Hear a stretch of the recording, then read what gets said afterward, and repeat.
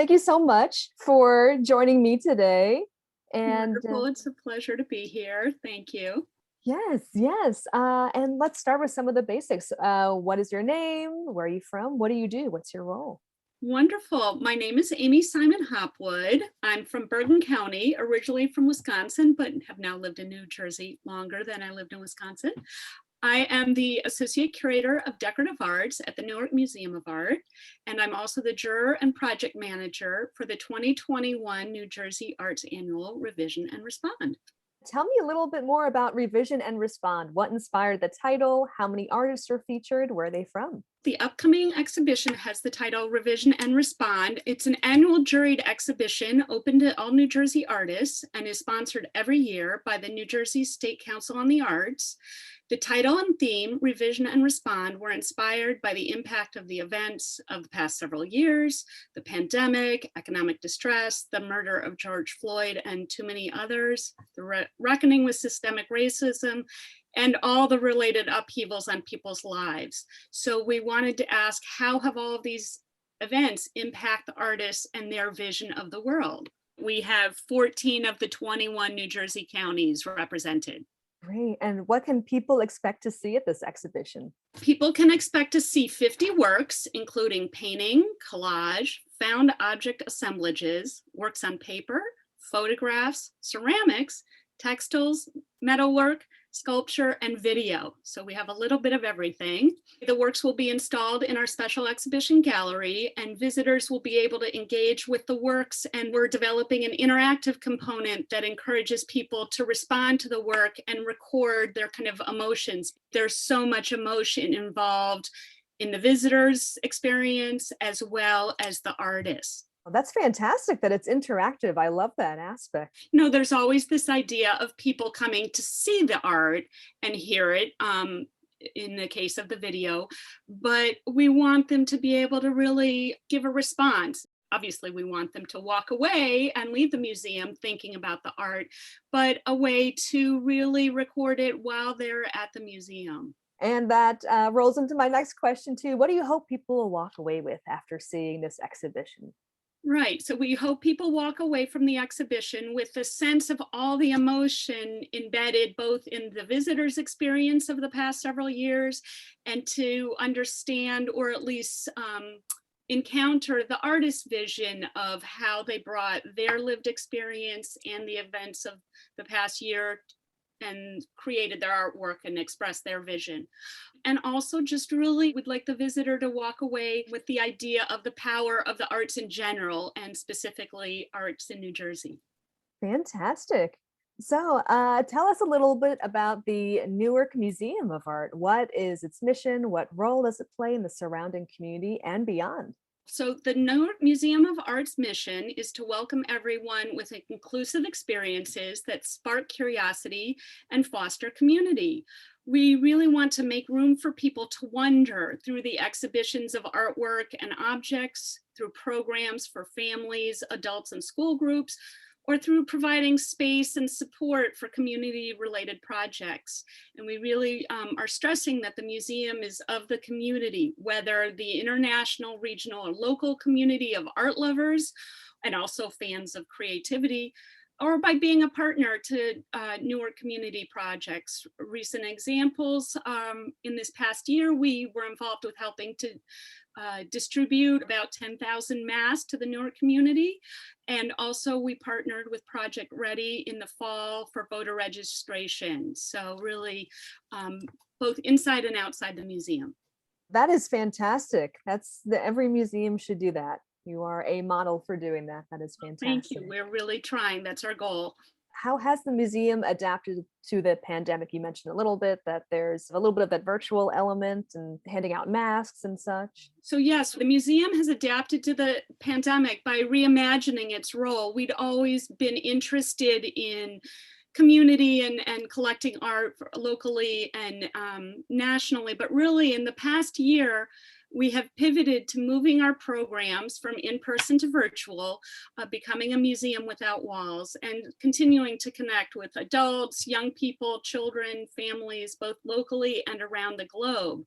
few examples, we have presented programs ranging from museum crawls with international collections to museums around the world, to a Ballantine House escape room, because part of the collection is our 1885 Ballantine House, as well as do-it-yourself art in the floor and Instagram trivia and posts. So the full variety of social media and virtual presentations. I love what you said, museum without walls. Yes. So yeah, we have our walls and we have art on them, but we want people to be able to reach them without having to come into the museum, as given the pandemic, that's problematic at this point. Tell us a little bit about you, if you would like. What role art has played in your life, your journey? How did you get to where you are right now? Wonderful. Well, the arts have definitely played a major role in my life. My father was a photographer and an art professor, and my mother worked at the related college art and anthropology museum. So I grew up surrounded by art and museums. And my father really inspired thinking about the ways that people look through a camera or look at the world around them in terms of what it means to the viewer and to the artist. So it's been a wonderful return to thinking about some of those conversations growing up while working on the New Jersey Arts Annual. And also both my parents rebuilt and repurposed old furniture and architectural fragments. So I really grew up blurring the boundaries between what are the so-called fine arts and functional objects. So I think that made a large impact. To answer your question, my professional life has been circuitous, but always connected to all these topics. I studied art history, but always wanted to study the clothing and the daily objects in connection with the cultural influences that created them. And so after college, I worked in a jewelry gallery and went to a graduate school program that studied objects in terms of what they were made of, how they were made, who made them, who used them, how did they think about them, and how did that change over time. And then the circuitous part happened. I worked as a curator for an art dealer in the garment district. I managed an artist studio. I taught university honors courses, and then took some time to focus on raising my children. And in the end, when they were ready to be launched themselves, I returned to the Newark Museum of Art, and here I am now.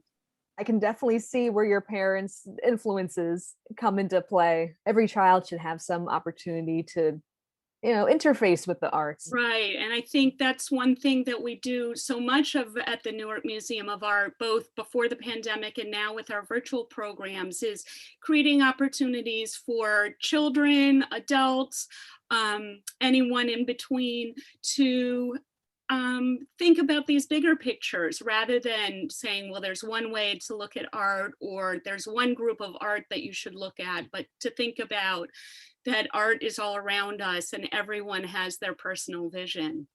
What would you say to maybe someone who hasn't visited the state, especially now with the pandemic changing things and people actually moving to New Jersey from places like Manhattan or from other states? What are your kind of personal thoughts on arts and culture and what's happening in the state?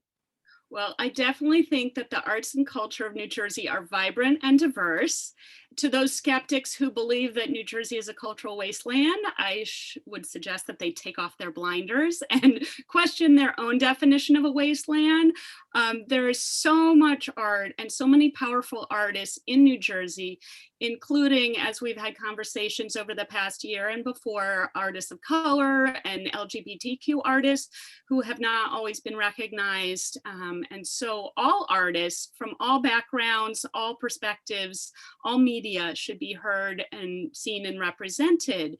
And one way of registering that is over 450 artists submitted over 2,000 works for the juried New Jersey Arts Annual ReVision and Respond. Our gallery at the museum, while large, can only accommodate a small portion of those submissions. So the 50 works by 45 featured artists are a tip of the artistic iceberg in New Jersey. And so as we were saying, so many museums and galleries or cultural centers are closed or on limited opening, but people can explore the arts of New Jersey from their homes through social media and websites. And so the short answer is the arts of New Jersey are out there if you look.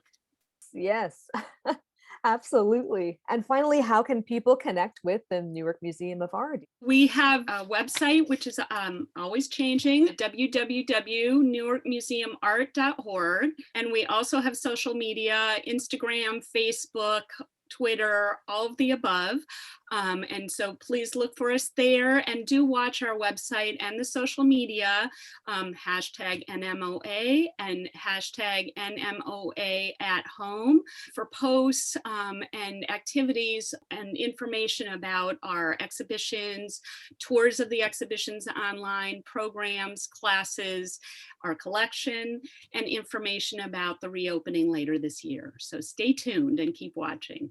Fantastic. Is there anything else you'd like to add or any other announcements about events? Certainly. Well, I would like to mention that we have a vibrant team at the museum working on this exhibition, and I do want to mention my co-juror who has worked together with us, Kristen J. Owens, who is the Associate Curator for Programs at the Robeson Galleries at Express Newark. So the Rutgers University Newark Robeson Galleries. So she's been an instrumental participant, and it's been a pleasure reaching out and working with her. Thank you so much for being part of this interview and for spreading the word about the Newark Museum of Art. Wonderful. Well, thank you so much for including me. It's been a pleasure talking today, and I really appreciate all of your work and spreading the word about all the arts of New Jersey. So thank you.